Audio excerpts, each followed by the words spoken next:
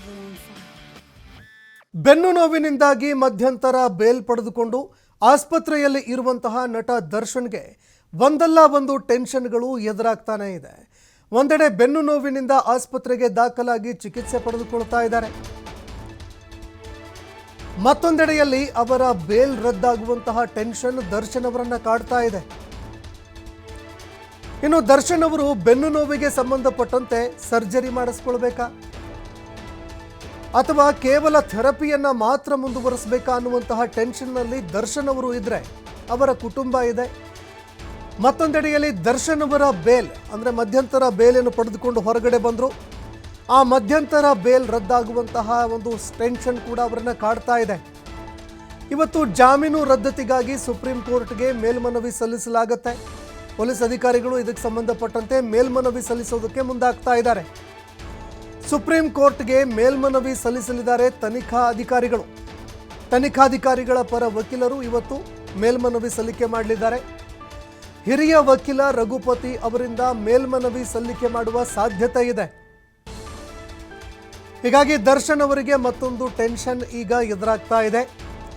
ಗೃಹ ಇಲಾಖೆಯಿಂದ special leave petition ಸಲ್ಲಿಕೆ ಮಾಡೋದಕ್ಕೆ ಅಂತ ಅನುಮತಿ ಕೂಡ ಸಿಕ್ಕಿತ್ತು. ಇದಕ್ಕೆ ಸಂಬಂಧಪಟ್ಟಂತೆ ಗೃಹ ಇಲಾಖೆಯಿಂದ ಅನುಮತಿ ಸಿಗಬೇಕಾಗಿತ್ತು, ಅನುಮತಿ ಕೂಡ ಸಿಕ್ತು. SLP ಸಲ್ಲಿಕೆ ಮಾಡೋದಕ್ಕೆ ದಾಖಲಾತಿ, ವಿಷಯ ಭಾಷಾಂತರ ಸಿದ್ಧತೆಯನ್ನೂ ಕೂಡ ತನಿಖಾಧಿಕಾರಿಗಳು ಮಾಡಿದ್ದಾರೆ. ಇದಕ್ಕೆ ಸಂಬಂಧಪಟ್ಟಂತೆ ಭಾಷಾಂತರ ಕೂಡ ಮಾಡಬೇಕು, ಅದಕ್ಕೂ ಕೂಡ ತನಿಖಾಧಿಕಾರಿಗಳು ಸಿದ್ಧತೆ ಮಾಡಿಕೊಂಡಿದ್ದಾರೆ. ವಕೀಲ ರಘುಪತಿ ಭಟ್ ಕೇಸ್ ಬಗ್ಗೆ ಮಾಹಿತಿಗಳನ್ನು ಪಡೆದುಕೊಂಡಿದ್ದಾರೆ. ದಾಖಲೆಗಳನ್ನು ಕೂಡ ಒದಗಿಸಿದ್ದಾರೆ SPP ಪ್ರಸನ್ನಕುಮಾರ್. ಈವರೆಗೆ ಈ ಪ್ರಕರಣವನ್ನು ಹ್ಯಾಂಡಲ್ ಮಾಡಿದ್ರು. ದರ್ಶನ್ ಅವರಿಗೆ ಸಾಕಷ್ಟು ಸಮಸ್ಯೆಗಳನ್ನು ಉಂಟು ಮಾಡಿದ್ರು. ಅದೇ ರೀತಿ ಈ ಪ್ರಕರಣಕ್ಕೆ ಸಂಬಂಧಪಟ್ಟಂತೆ ಯಶಸ್ವಿಯಾಗಿ ದರ್ಶನ್ ಅವರು ಜೈಲು ಪಾಲಾಗೋದಕ್ಕೆ, ಬೇಲ್ ಸಿಗದೇ ಇರೋದಕ್ಕೆ ಪ್ರಮುಖ ಕಾರಣೀಭೂತ SPP ಪ್ರಸನ್ನಕುಮಾರ್ ಅವರಾಗಿದ್ದರು. ಈಗ ಈ ಪ್ರಕರಣಕ್ಕೆ ಸಂಬಂಧಪಟ್ಟಂತೆ ರಘುಪತಿ ಭಟ್ ಅವರಿಗೆ ಮಾಹಿತಿ ಕೊಟ್ಟಿದ್ದಾರೆ. ಕೇಸ್ಗೆ ಸಂಬಂಧಪಟ್ಟಂತೆ ಏನೆಲ್ಲ ಮಾಹಿತಿಗಳಿದ್ದಾವೆ ಆ ಮಾಹಿತಿಗಳನ್ನು ಸುಪ್ರೀಂ ಕೋರ್ಟ್ನ ವಕೀಲರಾಗಿರುವಂತಹ ರಘುಪತಿ ಭಟ್ ಅವರಿಗೆ ಕೊಟ್ಟಿದ್ದಾರೆ. ಬೇಲ್ ಸಿಕ್ಕು 19 ದಿನಗಳಾದರೂ ಕೂಡ ನಟ ದರ್ಶನ್ಗೆ ಈವರೆಗೆ ಸರ್ಜರಿ ಮಾಡಿಲ್ಲ. ಕೇವಲ ಫಿಸಿಯೋಥೆರಪಿಯಲ್ಲೇ ಅವರನ್ನು ಮಾಡೋದಕ್ಕೆ ಅಂತ ಪ್ರಯತ್ನವನ್ನು ಮಾಡಲಾಗ್ತಾ ಇದೆ. ಆದರೆ ಫಿಸಿಯೋಥೆರಪಿ ಯಶಸ್ವಿ ಆಗೋದಿಲ್ಲ ಅಂತ ವೈದ್ಯರು ಈಗಾಗಲೇ ಹೇಳಿದ್ದಾರೆ. ಇದಕ್ಕೆ ಸಂಬಂಧಪಟ್ಟಂತೆ ವರದಿ ಕೂಡ ಕೊಟ್ಟಿದ್ದಾರೆ.